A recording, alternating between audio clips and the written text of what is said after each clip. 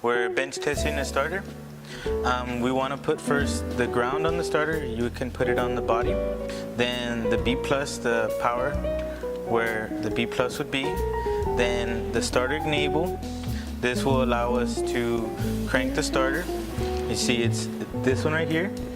Now we're using a charger to turn on the starter, which we're turning on now.